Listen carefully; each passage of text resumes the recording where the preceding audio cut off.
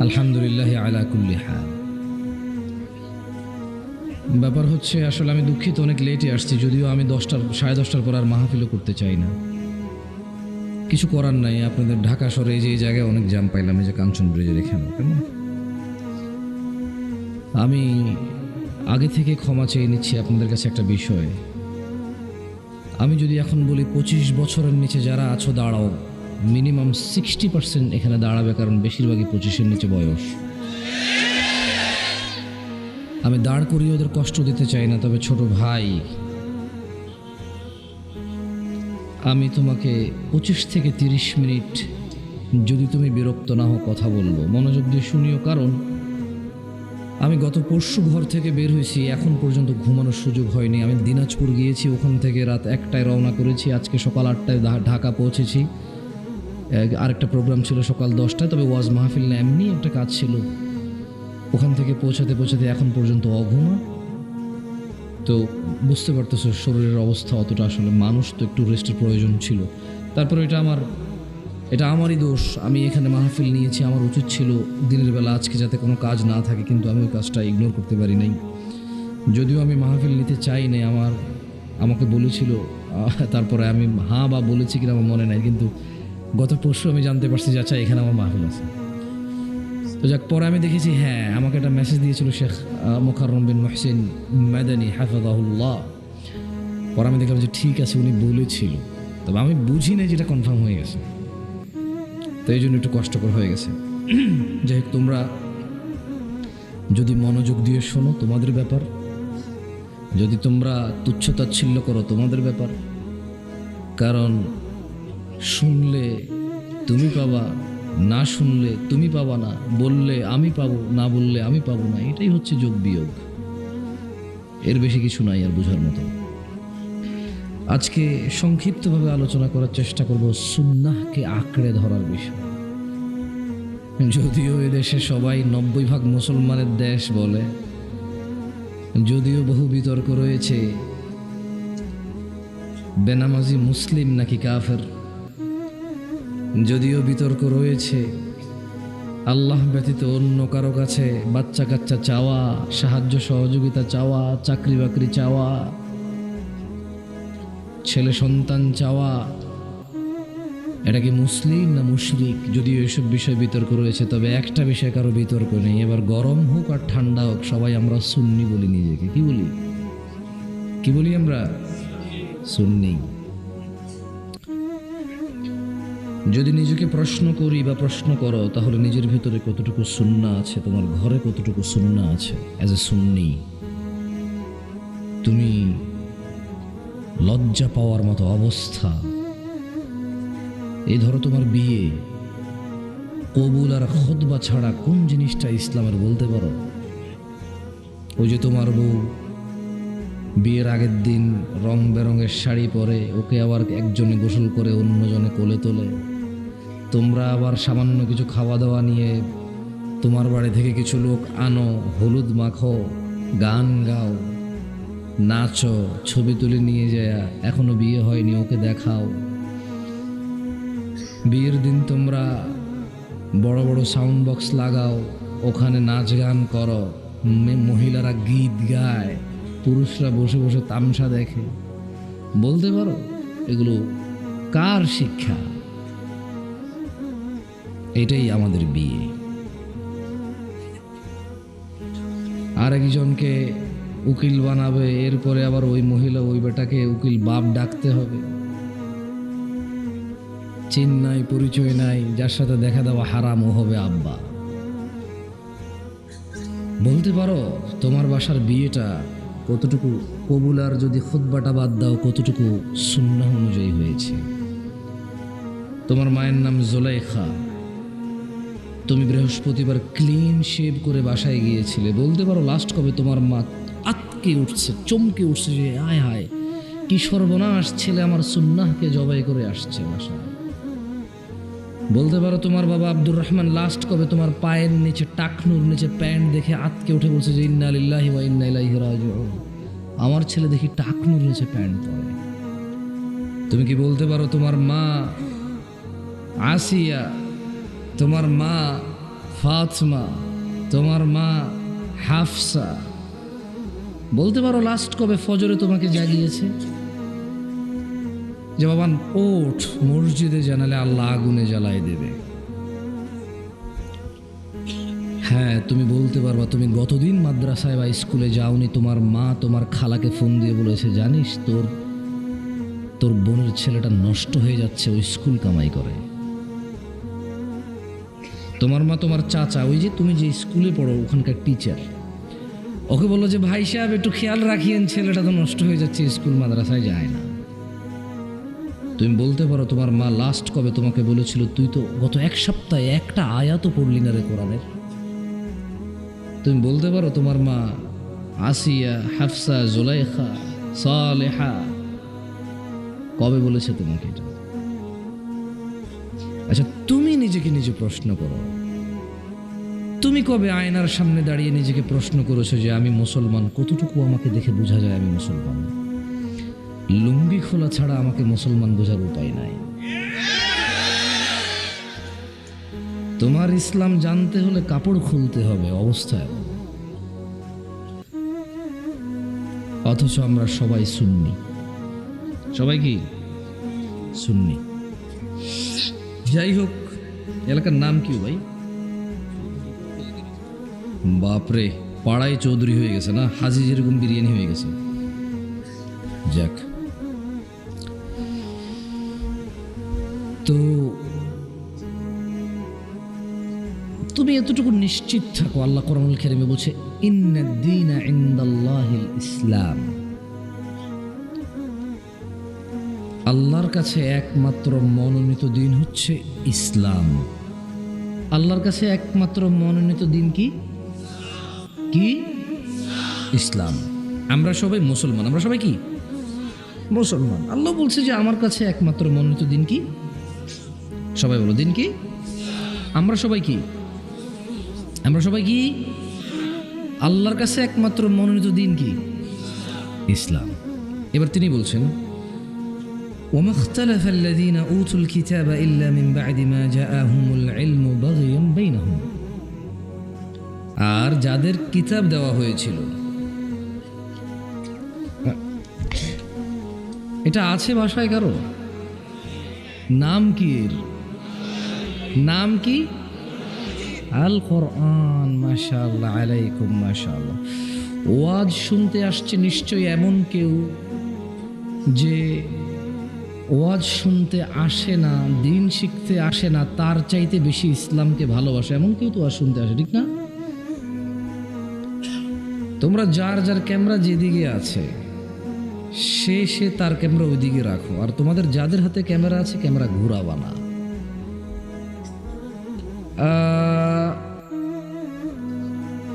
এটা কি? কোরআনুল কারীম। তোমার হাতে মোবাইল, ছোট ভাই। হ্যাঁ, তুমি থাক ভাই, তাকাচ্ছেন না, আমি বললাম কথা বোঝেন। একজন মুসলমানের ইজ্জত আর একজন মুসলমানের কাছে আমানত।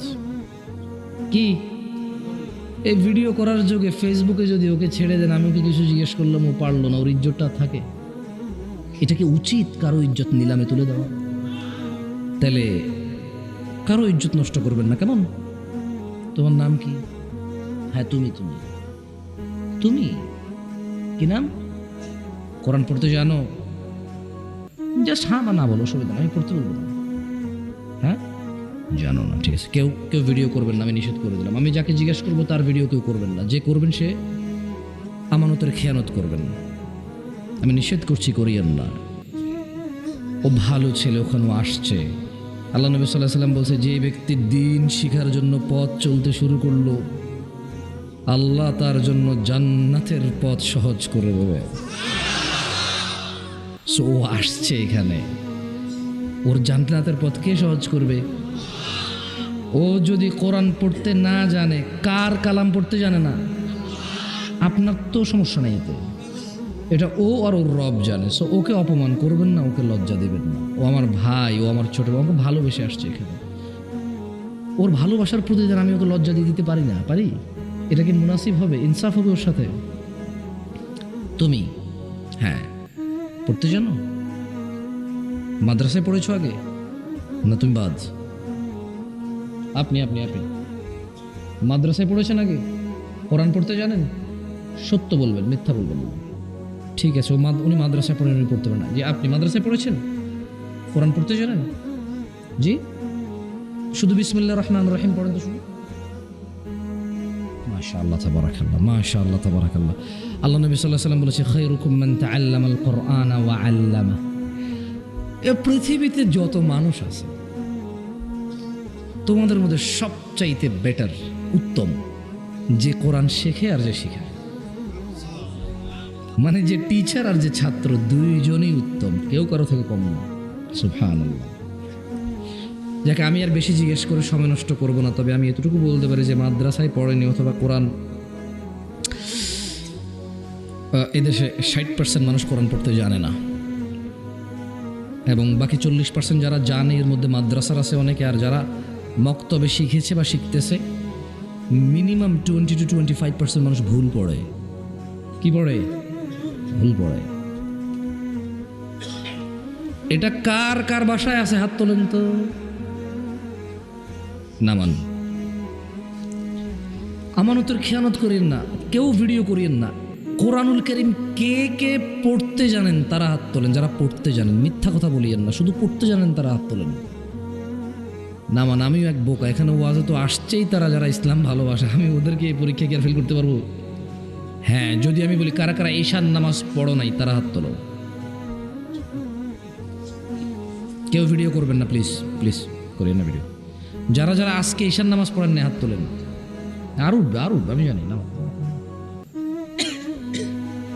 এবার যারা ওয়াজ শুনতে আসে না ওদের মধ্য থেকে 100 জনে কয়জন পড়ে নাই? এটা আমার জব না। সে যদি সিজদা দিত কাকে দিত? আমাকে তো দিত না, তাহলে আমার তো ওর সাথে কোনো হিসেব নেই আছে। সে সিজদা দেয়নি কাকে? আমার তো কোনো কিছু ঠকায় নাই, ঠকাইছে? সো আমার তার সাথে কোনো হিসেব নেই। আমি জাস্ট একটা উদাহরণ দিচ্ছিলাম আপনাদেরকে। কারা কারা আজকে ফজর নামাজ পড়ো নাই হাত তোলো। ফজর পড়ো নাই যারা, আপনারা বাকি সবাই ফজর পড়ছেন মাশাআল্লাহ। কি বলেন, মসজিদে 2জন নাকি 3জন দেখছি আজকে ফজরে। ঠিক আছে, যারা পড়ছেন তারা তোলেন, বাকিরা তুলিয়েন না। ঠিক কথা না, নামান। ভুল ভাল লাগে। বাংলাদেশে আর ওয়াজ মাহফিলে এসব মানুষ মিথ্যা ধরবে না।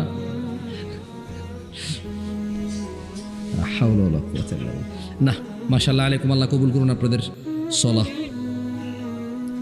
আল্লাহর কাছে একমাত্র মনোনীত দিন কি? আমরা কি?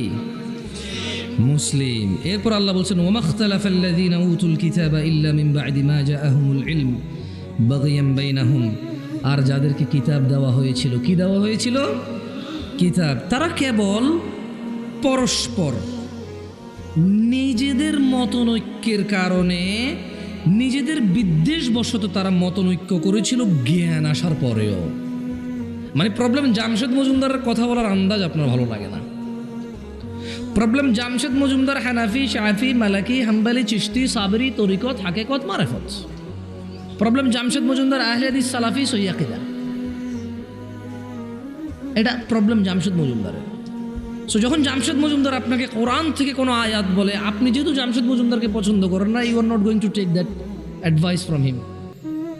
সে যদি শুধু রিডার হয়, সে যদি শুধু পড়ে, আপনি এটা নেবেন না। কেন? তাকে আপনার ভালো লাগে না। প্রবলেম কোরআনে নাই, প্রবলেম হাদিসে নাই, প্রবলেম আমি নবীকে মাটির বলি তাই আপনি নূর বলেন। প্রবলেম আমি আল্লাহকে আরশে আযিমের উপরে সমাসীন বলি, আপনি বলেন সব জায়গায়। কারণ আমি আরশে আযিমের উপরে বলি কোরআন থেকে, তাই আপনি কোরআন থেকে বলেন সব জায়গায় বিরাজমান। কারণ আপনি আমাকে হুজুর মনে করেন না। ওকে না, আমি এমনিতে আসলে আলেম না, বাট অনেকেই বক্তব্য দেয় যারা আলেম, আপনি ওনাকে আলেম মনে করেন না। আপনি হচ্ছেন আলেম, তাই উনি কোরআন থেকে যদি নবীকে মাটি বলে, আপনি কোরআন থেকে নবীকে নূর বলেন। একই কোরআন পড়ে একজন নবীকে নূর বলে, একজন নবীকে মাটি বলে। এই তর্কের সমাধান কোথায়? আসলে কোরআন পড়েই 2জন বলছে এগুলো। আমার মতো মানুষের তো পক্ষে সম্ভব না এগুলো সমাধান দেওয়া। তবে আপনাকে এতটুকু বলতে পারি, মান ইউতি'র রাসূল, যে মুস্তাফা সাল্লাল্লাহু আলাইহি ওয়াসাল্লামের অনুসরণ করে ফাকাদ আতা আল্লাহ,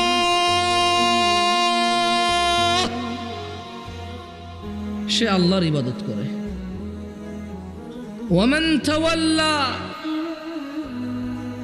আর যে মুহাম্মদ সাল্লাল্লাহু আলাইহি ওয়াসাল্লামকে অনুসরণ করে না, ফামা আরসালনাকা আলাইহিম হাফিযা,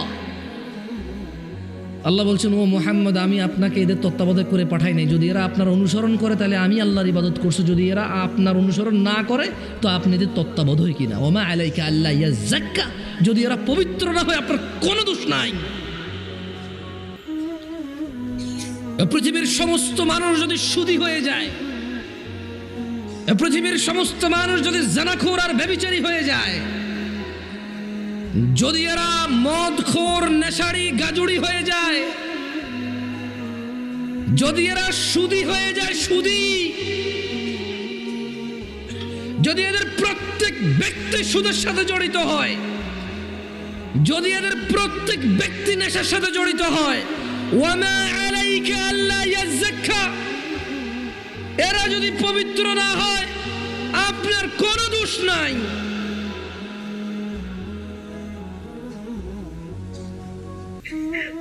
আল্লাহর কাছে একমাত্র মনোনীত দিন কি?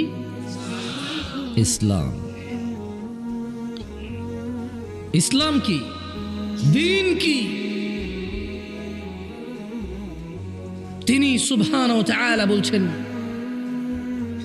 ওয়ামা আতাকুমুর রাসূল ফাখুযুহু, যা রাসূল দিয়েছে সাল্লাল্লাহু নিয়ে নাও। ওয়ামা নাহাকুম আনহু, রাসূল যা থেকে নিষেধ করেছে ফান্তাহু, ছাড়ো।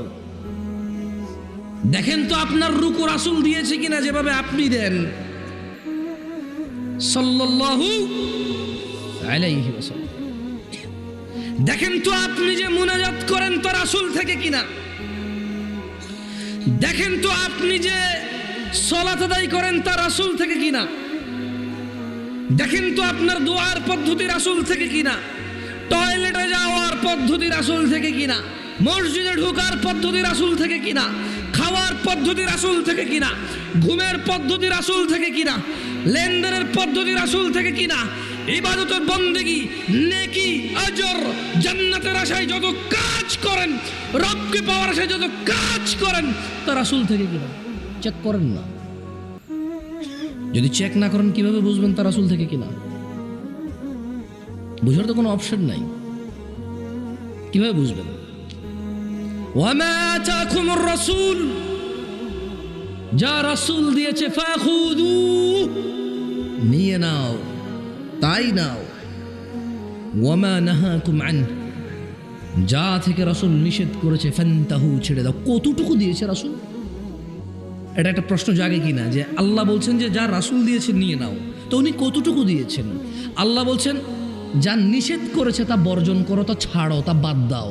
তো কতটুকু নিষেধ করেছেন উনি? 2024 সালে এসে যেই প্রবলেম আমি ফেস করি, 2025 সালে এসে যে দুনিয়ায় আমি সম্মুখীন, উনি এখানকার জন্য কতটুকু দিছে আসলে? অথবা ওনার নিষেধাজ্ঞায় বা কতটুকু? উনি কি টিকটিকির লেজ খাওয়া মানুষ দেখছিল নেশার নামে?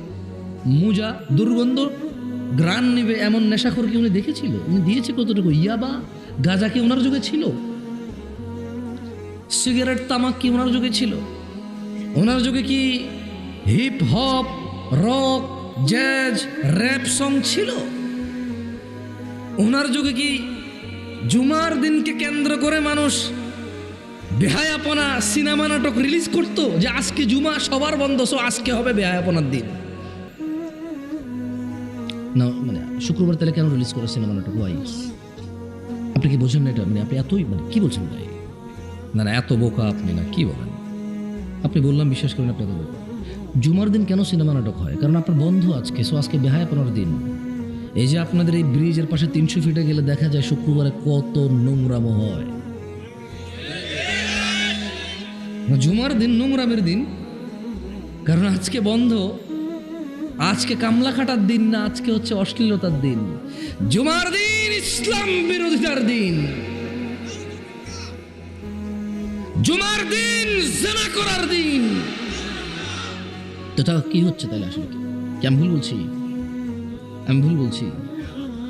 কারণ জুমার দিন বন্ধ, গরিব ধনী এদেশে সবার বন্ধ জুমার দিন। সো জুমার দিন বান্ধবীকে নিয়ে হাতে হাত ধরে গুনগান টুংটাং টুংটাং গান গাইতে গাইতে হাত ধরে হাঁটাহাঁটির দিন।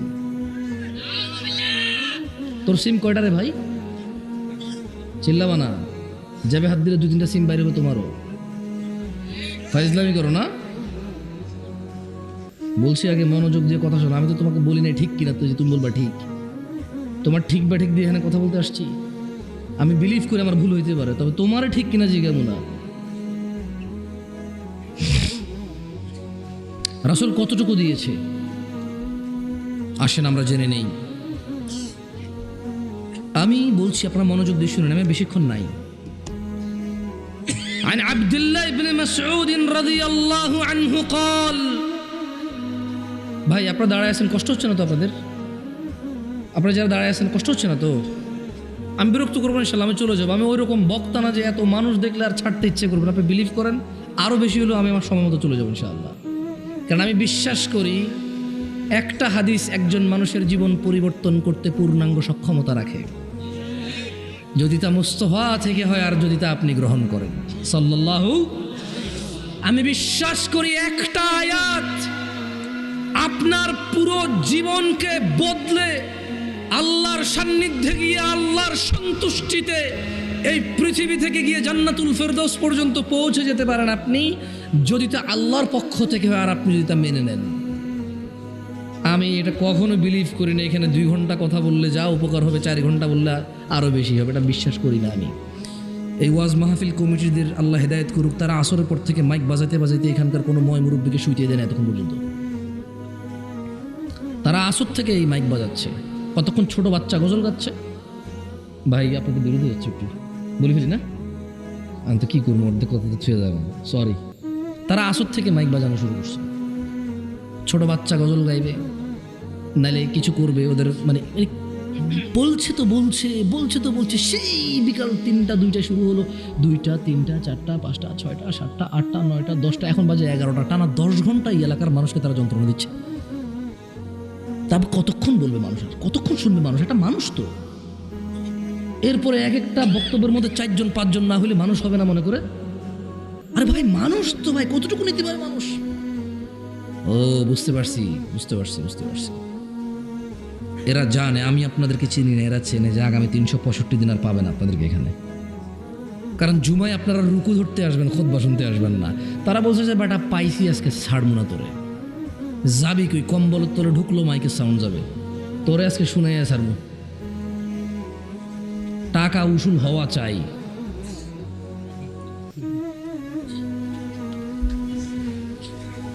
মনোযোগ দিয়ে শুনবেন। عن عبد الله بن مسعود رضي الله عنه قال আব্দুল্লাহ ইবনে মাসউদ রাদিয়াল্লাহু আনহু থেকে বর্ণিত, তিনি বলেন আল্লাহর নবী সাল্লাল্লাহু আলাইহি ওয়াসাল্লাম বলেছেন। কোন সাহাবী?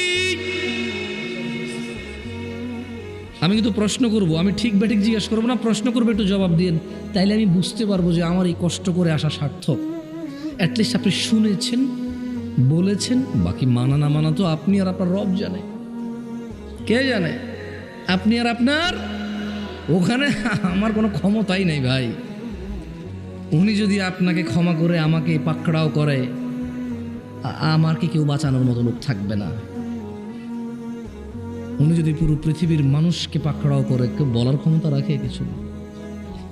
সো ওনার ক্ষমতা, ওনার দক্ষতা, ওনার কৌশল, ওনার মালিকানায় আমি কোনো কথা বলতে চাই না। আল্লাহ আমাকে আশ্রয় দিক ওনার মালিকানা নিয়ে আমি কথা বলতে, যাতে আল্লাহ আমাকে আশ্রয় দেয়।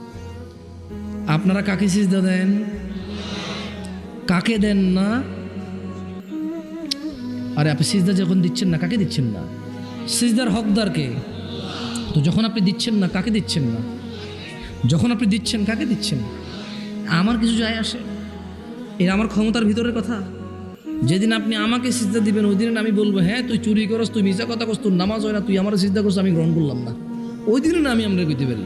কিন্তু আপনি তো আমাকে সিজদাই দেন না। সিজদা দেন কাকে?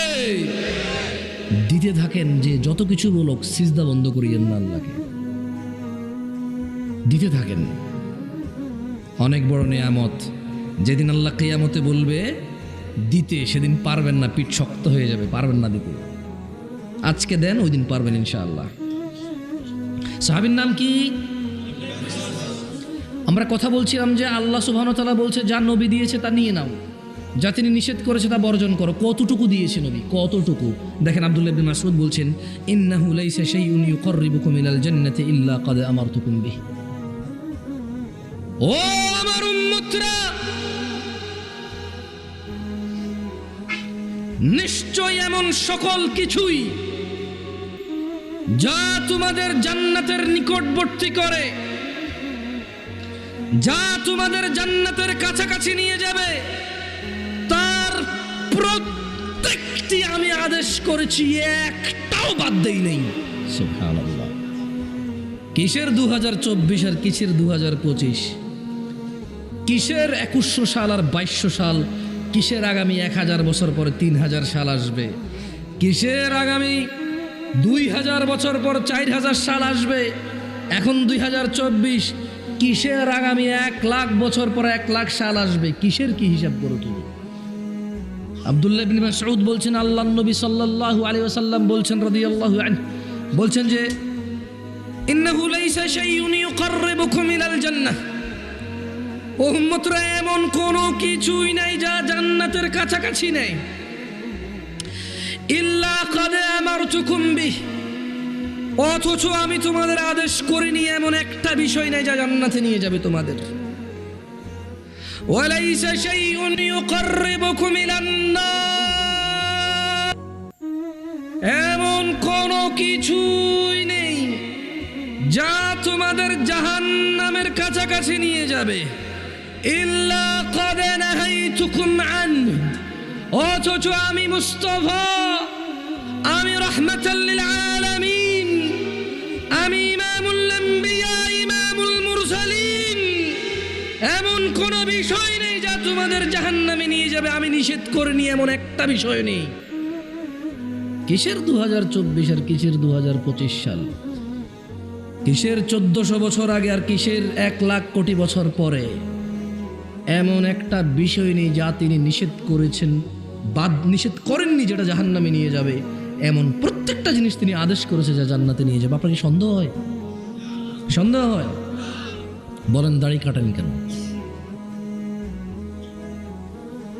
না না না, আমি আপনাকে গুনাহ দিতে ক্ষমতা রাখি না, ওয়াল্লাহি আমি আপনার নেকি দিতেও ক্ষমতা রাখি। আপনি দাড়ি রাখেন, আমি নেকি দিতে পারবো না। কারণ দাড়ি কার জন্য রাখেন? কার জন্য? ওনার জন্য না রেখে যদি অন্য কারোর জন্য রাখেন, তার ক্ষমতা নেই নেকি দেওয়ার আছে। তো দাড়ি কেন কাটেন বলতে পারেন? বলতে পারেন টাকলুর নিচে প্যান্টটা কেন? ওয়াই? মানে রিজনটা জানতে চাই। কি বেনিফিট হয়, কি বেড়ে যায়, কি অর্জন হয়, একটু শুনতে চাই। কি মিস করতেছি আল্লাহ জানে টাকলুর উপরে পড়ি। এই দাড়ি রেখে কি জানি মিস করে ফেলতেছি, জানতে ইচ্ছে করে। এখানকার দাড়িওয়ালা মানুষগুলো আপনি যা পাচ্ছেন সে মিস করতেছে কি? এটা আপনি দাড়ি কেটে পেয়ে যাচ্ছেন, সে দাড়ি রাখার কারণে পাচ্ছে না। এটা কি? আপনি টাকলুর নিচে প্যান্ট পরার কারণে পাচ্ছেন আর সে উপরে পরার কারণে পাচ্ছে না। এটা কি? আপনি নামাজ না পড়ে এটা পেয়ে যাচ্ছেন আর ও নামাজ পড়ে পাচ্ছে না। এটা কি? ও কোরআন পড়ে পাচ্ছে না, আপনি কোরআন না পড়ে পেয়ে যাচ্ছেন। এটা কি? জানতে ইচ্ছে করে কি মিস করতেছি দুনিয়ার, কি সুখ কি শান্তি জানি বঞ্চিত হয়ে যাচ্ছে, জানতে ইচ্ছে করে। একটু জানান না কি অন্যায় করেছি আমরা, জানান না। আপনি এমন কি পাচ্ছেন যেটা আমরা পাচ্ছি না? আপনার কি এমন কি বেড়ে গেছে শেভ করে? আমার কি এমন কি কমে গেছে? দাড়িওয়ালাদের কি এমন কি কমে গেছে দাড়ি রেখে? একটু শুনি না, জানতে ইচ্ছে করে। ভাই কেন দাড়ি কাটেন? মোস্তফার ভালোবাসায়, ঠিক না? মোস্তফার ভালোবাসায় দাড়ি কাটেন তো কার ভালোবাসায় কাটেন? কে বলেছে কাটতে আপনাকে?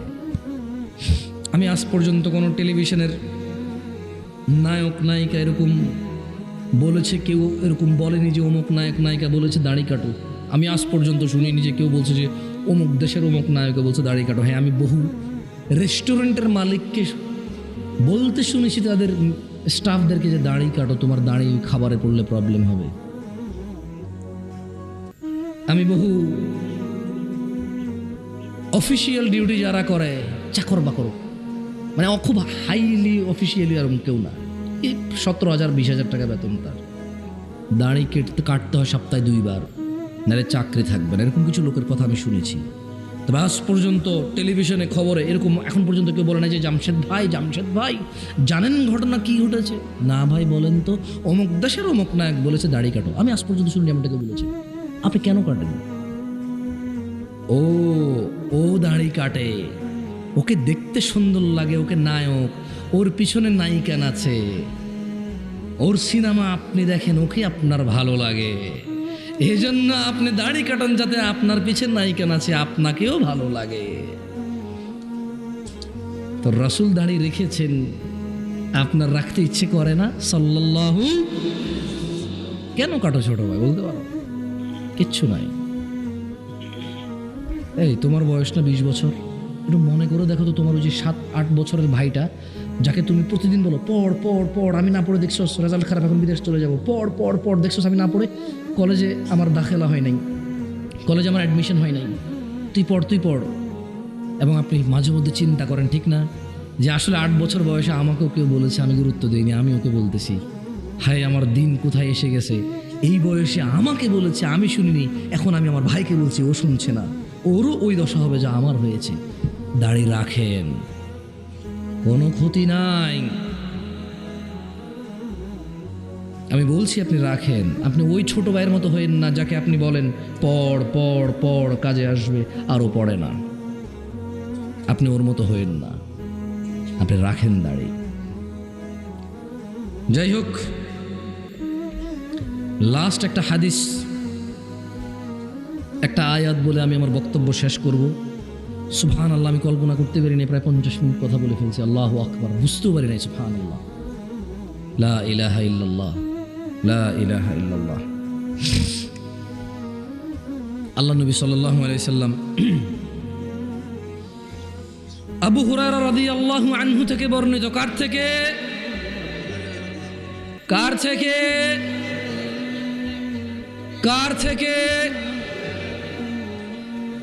সবাই বলেন, কার থেকে?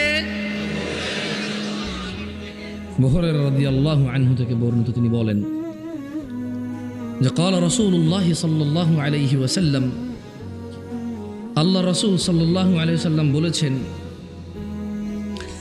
বাদা আল ইসলাম গরীবা, ইসলামের সূচনা হয়েছিল অপরিচিত অবস্থায়। অপরিচিত অবস্থায় কিসের সূচনা হয়েছিল? ইসলামের সূচনা হয়েছিল কি অবস্থায়? ইসলামের সূচনা হয়েছিল কি অবস্থায়? অপরিচিত অবস্থায়। কিসের সূচনা হয়েছিল? ইসলামের। তিনি বলছেন ওয়াসায়াউদু কামা বাদা গরীবা, অচিরেই। কে বলছে এটা? না, আবু হুরায়রা তো বর্ণনা করছেন। কথা বলছে কে? সাল্লাল্লাহু আলাইহি ওয়াসাল্লাম। আর আপনাকে একটা কথা বলে রাখি, যদি বলেন যে উনি যে বলছে, কেমনে বলছে, কিভাবে জানে উনি? রব বলছে ওয়ামা ইয়ানতিকু আনিল হাওয়া ইন হুয়া ইল্লা ওয়াহয়ুন ইউহা। মুহাম্মদ সাল্লাল্লাহু আলাইহি সাল্লাম প্রবৃত্তির শিকার হয়ে কথা বলে না। যা ওহী হয়, যা আকাশ থেকে অবতীর্ণ হয় তাই বলে, এর বাইরে কিছু বলে না। এই জন্য আপনারা বিশ্বাস করা উচিত। উনি বলছেন ওয়াসায়াউদু কামা বাদা গরীবা, অচিরে ইসলাম অপরিচিত হয়ে যাবে। দেখেন, আপনি আপনার বিয়ে চেনেন না, বলেন আপনার বিয়েতে ইসলাম কটুক আছে। বলেন আপনার মা আপনাকে কবে বলেছে আপনি ইসলামের কোন কাজটা করছেন না কোন কাজটা করছেন? বলতে পারেন আমাকে? আপনার বাসায় ইসলামের পরিচয় কি? আসলে কি পরিচয় ইসলামের আপনার? বুঝলাম কোরআন পড়তে জানেন না, আমি মানলাম সুর করে পড়তে পারেন না, হয়তো এমনি পড়তে পারেন, আমি মানলাম। আপনি এমনিও পড়তে পারেন না, সুর করেও পড়তে পারেন না, আপনি অক্ষরও চেনেন না, আমি মানলাম।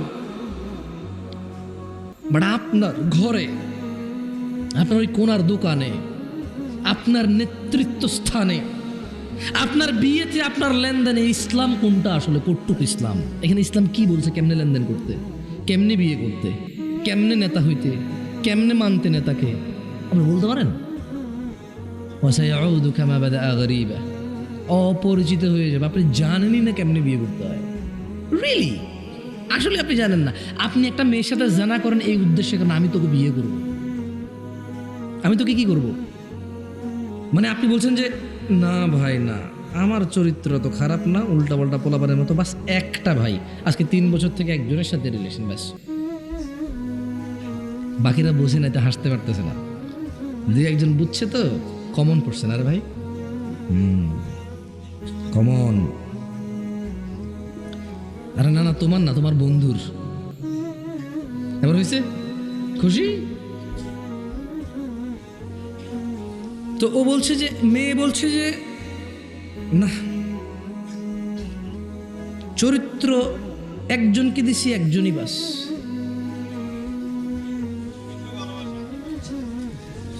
ভাইয়ের বড় অভিজ্ঞতা মাশাআল্লাহ। আমার কাছে তো প্রশ্ন আসে, তাই আমি জানি আপনার কাছে কি আসে। প্রস্তাব। আমার কাছে কি আসে, আপনার কাছে প্রস্তাব আসে নাকি? যাই হোক, তো বলছে যে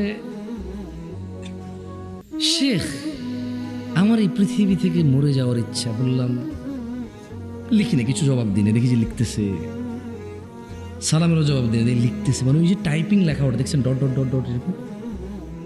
এরপরে লিখলো যে এই পৃথিবী থেকে কাকে বিশ্বাস করবো, বেঁচে থাকার ইচ্ছা চলে গেছে। তারপর আমি লিখলাম না, কারণ কি লিখি, এরপরে উল্টা ফাল্টা ঝুলে গেলে বলবে যে অমুক হুজুরে বলেছে কঠোর করে, তাই অমুক মহিলা ঝুলে গেছে। আমার দরকার আছে মামলা খাওয়ার? ওই মহিলা মরতে চেয়েছে, আমি চুপচাপ চিন্তা করতেছি, এটা রিপ্লাই দেওয়া যাবে না, কারণ বলা যায় না এদেশে কোন মানুষ কোন ফেসবুক পেজে লাইক দিছে ডক্টর জাকির নাইকের চ্যানেলই বন্ধ হয়ে গেছে। কথা বোঝেন নাই? ডক্টর জাকির নাইকের চ্যানেল কেন বন্ধ হয়েছে? বাংলাদেশের কোন কে উল্টাপাল্টা করছে, তো বলছে যে এই লোকই আবার ডক্টর জাকির নাইকের ফেসবুক পেজে লাইক করা ছিল, তা ওর ফেসবুক বন্ধ করে দাও, ওর চ্যানেল বন্ধ করে দাও। আমি ওই ঘটনা শোনার পরে বলছি, ও এই দেশ বড় ক্রিটিক্যাল দেশ। যত মানুষ আমার মরে যাওয়ার মেসেজ দেয়, আমি আগে পুরোপুরি অপেক্ষা করে কি লিখতে চাই আসলে। আমি রিপ্লাই দিই না ভাই, দেখা যাবে যে অমুক ঝুলে গেছে, লাস্ট মেসেজ ছিল জামশেদ হুজুরের সাথে। বুঝেন নাই, হাম পাগল है क्या? नहीं है भाई, तुम जाना चाहते हो तो जाओ भाई, हमें मत ले जाओ, हमें नहीं जाना है तुम्हारे साथ। सही है? তো লিখছে যে দীর্ঘ 9 বছর ছেলের সাথে আমার সম্পর্ক, আমাকে ছাড়া কিছু বুঝতো না। এখন ছেলে হঠাৎ করে বলছে যে আমার ফ্যামিলি মেনে নিচ্ছে না। ওরে হিজড়া রে, ছেলেদের মুখে এটা মানায় বলেন? ছেলে তো নিজের অভিভাবকত্ব নিজেও নিতে পারে, পরিবারের অনুমতিতে বিয়ে করবে, পারিবারিক সৌন্দর্য বৃদ্ধি পাবে, জঞ্জাল ফিতনা ফাসাদ থেকে সে আশ্রয় পাবে, তার জীবনটা সুখের হবে। আদারওয়াইজ ছেলে তো 9 বছর প্রেম করেছে, পরিবার জানে না, সে অসুবিধা নেই। এখন বলছে যে ওর পরিবার এখানে বিয়ে মানছে না, মেয়ের একটু বয়স বেশি বেশি মনে হয়। তুই বেটা 9 বছর থেকে বিয়েই করেছে, তুই 15 বছর বয়সের সাথে পরিচয়, তো 24 বছর হয়ে গেছে না? বয়স তো বেশিই হবে, এই মহিলা কি পাগল? তো এবার আমি চিন্তা করলাম যে আচ্ছা এবার রিপ্লাই দেওয়া যায়। আমি বললাম যে যখন আপনার প্রশ্ন কি, ও আপনাকে মানে বলছে যে ওই ছেলের কি হবে যে আমার সাথে 9 বছর প্রেম করে অন্তরঙ্গ সম্পর্ক ছিল, এখন বলছে আমাকে বিয়ে করবেন, ওর কী হবে? তো আমি ওকে উল্টা কোয়েশ্চেন করলাম যে এখন আপনার আপত্তি কি 9 বছর রিলেশন করে বিয়ে করেনি এখানে, নাকি 9 বছর রিলেশন করেছেন এখানে? আপত্তি কোনটা আসলে? নাকি দুইটাই আপত্তি আপনার? মানে আপনার অনুশোচনাটা কি? 1, আমাকে ধোকা দিয়েছে, 2, আমি 9 বছর জানা ব্যভিচারে লিপ্ত ছিলাম। মানে আপত্তিটা কোনটা?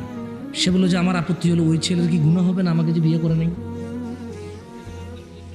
তো লিখছে আর কি। তো আমি লিখলাম যে মানে তার কি আপনাকে বিয়ে না করার গুনাহ নিয়ে আপনি চিন্তিত, নাকি আপনাকে বিয়ে না করে 9 বছর আপনার সাথে কথাবার্তা বাজে সম্পর্ক করেছে, এটা গুনাহ নিয়ে আপনি আপত্তি নাকি দোনোটার গুনাহ নিয়ে আপনি আপত্তি? বললো যে বিয়ে করে না, যেটা নিয়ে আমার আপত্তি। আমি বললাম ও, আর কিছু বলি নাই ভয়ে আমি, ওই যে বললাম পরে ঝুলে মুলে গেলে প্রবলেম। আমি বলেছি তওবা করেন, হারামের কোনো অধিকার থাকে না, হারামের কোনো কি থাকে না, হারামের কোনো দাবি দেওয়া থাকে না, জুলমের দাবি থাকে। কিসের দাবি থাকে? জুলুম, অত্যাচারের দাবি থাকে, যে সে জুলুম করেছে, আমাকে আমার হক ফিরিয়ে দিক। সম্পর্কই হারামের, অধিকার কি? আর দুইজনই অপরাধী। তাই বললাম আপনি তওবা ইস্তেগফার করেন, ভালো হয়েছে। 9 বছর থেকে এক ছেলে বিয়ে না করে এক মেয়ের সাথে কথা বলে, এমন দুশ্চরিত্র মানুষের সাথে বিয়ে করার চাইতে না করা আপনার জন্য ভালো। আর ওই ছেলের উচিত হবে আপনাকে বিয়ে না করা, কারণ একটা মেয়ে বিয়ে ছাড়া একটা পুরুষের সাথে 9 বছর কথা বলে, ওর গেরাত কোথায়? ওর কোথায় আত্মমর্যাদা? ওর কোথায় সতীত্ব? আর কোথায় ওর চরিত্রতা? আপনারা একে অপরের জন্য ভালো না, আপনি তওবা ইস্তেগফার করে ফিরে আসেন। যাই হোক, এরপর আমি একটা জিনিস আমার মাথায় আসলো, যেটা বলতে এই কাহিনী বললাম আপনাকে। পরে আমি ওই দিন রাতে চিন্তা করলাম, আচ্ছা এখানে জিনা করা দোষের, গুনাহের, তবে যদি বিয়ের প্রতিশ্রুতি দিয়ে জিনা করে তাহলে it's okay bro, it's okay, totally fine. But বিয়ে করবে এটা বলতে হবে প্লিজ প্লিজ প্লিজ প্লিজ। কি বলতে হবে? যে ওগো ওগো ওগো প্লিজ বলো বিয়ে করবো, বিয়ে করবো, তাহলে জানা করো, সমস্যা নেই। ছেলে বলবে কোরআন ছো কোরআন ছো কোরআন ছো, প্লিজ প্লিজ প্লিজ কোরআন ছো, আমার ছেড়ে যাবো না, প্লিজ বলো তওবা তফসি কানে দর্শি আজীবনে করতাম না, কোরআন মাথায় নাও, মসজিদ ছো। এরপরে আবার ওই যে এখন ওই যে বাংলাদেশে যে জাতীয় মসজিদগুলো বানাইছে না, প্রত্যেক জেলায় জেলায়, কি মসজিদগুলো, মডেল মসজিদ, ওখানে যে আবার ছবি তুলে বলতেছে যে ওয়াদা করো ছেড়ে যাবে না, লাস্ট পিক। ওয়াও, আহাওলা ওয়ালা কুওয়াতা ইল্লা বিল্লাহি আল-আলিয়্যিল আযীম। মসজিদকে সাক্ষী রেখে বলছে যে বিয়ে করবে, সো ইউ এখন জানা করতে পারো, সমস্যা নেই। আহাওলা ওয়ালা কুওয়াতা ইল্লা বিল্লাহি আল-আলিয়্যিল আযীম। গোবর নাকি মাথায়? মাথায় গোবর? আহাওলা ওয়ালা কুওয়াতা ইল্লা বিল্লাহ। এই যে বললাম ওয়াসায়াউদু কামা বাদা গরীবা, অচিরেই ইসলাম অপরিচিত হয়ে যাবে। ছেলেমেয়েরা বিয়ের প্রতিশ্রুতিতে জানা করবে, অপরাধী মনে করবে না। ও ইসলাম বুঝে, এটা তো ইসলামের মানে ওর কাছে অপরিচিত, এই সম্পর্কটার পরিচয় জানে না। এই সম্পর্কের পরিচয় যে জানা, মায়ের ভাই মামা, মায়ের বাপ নানা, মায়ের বোন খালা, ও সম্পর্ক জানে। কিন্তু এই একটা মেয়ের সাথে ও প্রেম ভালোবাসা করে বিয়ের আগে এটা যে জানা, এর পরিচয় তার জানা নাই। এখানে যে ইসলাম আছে এটা ওর জানা নাই। যাই হোক, কারা কারা জান্নাতে যেতে চান বলুন ইয়া আল্লাহ, ইন্না নাসআলুকা জান্নাতাল ফিরদাউস। ইয়া আল্লাহ, আমাদের জান্নাতুল ফিরদাউস দান করুন। যাই হোক, কারা কারা আল্লাহর ভালোবাসা পেতে চান? পেতে চান? তবে জেনে আজকের দিনের শেষ আয়াত, তিনি জাল্লা ওয়া আলা, তিনি রব্বুল আরশিল কারীম, তিনি রব্বুর রহমানুর রহিম, তিনি আজিজুল কওয়ি, তিনি সুবহানাহু ওয়া তাআলা বলছেন কুল, ও মুস্তাফা সাল্লাল্লাহু আলাইহি ওয়াসাল্লাম, এ সবাইকে বলে দিন, ইন কুনতুম তুহিব্বুনাল্লাহ, যদি তোমরা আল্লাহ আমাকে ভালোবাসো, যদি তোমরা আল্লাহকে ভালোবাসো, কুল ইন কুনতুম তুহিব্বুনাল্লাহ, যদি তোমরা আল্লাহকে ভালোবাসো, ফাত্তাবিউনি, তাহলে আমি মুহাম্মাদের অনুসরণ করো। কি করো? কার? তাহলে তিনি বলছেন ইউহিব্বুকুমুল্লাহ, যারা যারা ফাতেমার আব্বার অনুসরণ করবে সাল্লাল্লাহু আলাইহি ওয়াসাল্লাম। তাহলে আল্লাহ বলছেন যে ইউহিব্বুকুমুল্লাহ, আরে তুমি যদি নবীর অনুসরণ করো, আল্লাহ নিজেই তোমাকে ভালোবাসবে। ওয়া ইয়াগফির লাকুম যুনুবাকুম, আল্লাহ ভালোবেসে তোমার গুনাহ মাফ করে দেবে। আল্লাহু গফুরুর রহিম, আল্লাহু গফুরুর রহিম। আর আল্লাহ অত্যন্ত দয়ালু, ক্ষমাশীল। আমি চৌধুরী পাড়ার মানুষকে আজকে আমার বক্তব্যের শেষে এতটুকু বলতে চাই, দেখো আমি তোমাকে শিখাই দিয়ে যাচ্ছি, যদি তোমার ফিরতে মন চায় রাস্তা একটা আছে। 40 বছর নামাজ আদায় করো না, 50 বছর নামাজ আদায় করো না, এই পৃথিবীর যত ধরনের নেশা আছে কোনোটা তুমি বাদ দাও নাই। এই এলাকার অমুক তুমুক যত খারাপ বাজে মেয়ে আছে সবার সাথে তোমার বাজে সম্পর্ক ছিল, তুমি একটা বাজে ছেলে, সে একটা বাজে মেয়ে। ওকে, সমস্ত গায়কের গান, সমস্ত নর্তকীর নাচ তুমি উপভোগ করেছ। শোনো, 40 বছরের অপরাধ, 50, 60, 70-এর অপরাধ, শোনো রাস্তা একটা আছে। ও বোন, ও ভাই,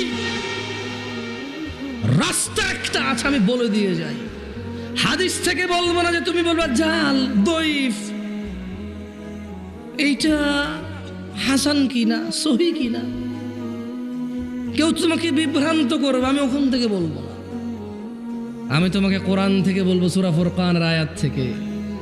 তিনি সুবহানাহু ওয়া তাআলা বলছেন, এই পৃথিবীর, এটা শুধু মুসলমানদের জন্য না, কিন্তু এটা শুধু মুসলমানদের জন্য না, এই পৃথিবীর সবার, সব অপরাধীর জন্য। তিনি বলছেন ইল্লা মান তাব, অতঃপর যে অপরাধ ছেড়ে ফিরে আসে, ওয়া আমানা, আল্লাহর প্রতি ঈমান আনে, ওয়া আমিলা আমালান সালিহা, এবং যে সৎ কর্ম করে, ফাউলাইকা ইউবাদদিলুল্লাহু সাইয়্যাতিহিম হাসানাত, যে তওবা করে ফিরে আসে, ঈমান আনে, ভালো কাজ করে, আল্লাহ তার জীবনের যত গুনাহ আছে সবগুলোকে নেকিতে পরিবর্তন করে দেবে। চয়েস ইজ ইয়োর্স, তোমার চয়েস ভাই, সিদ্ধান্ত তোমার।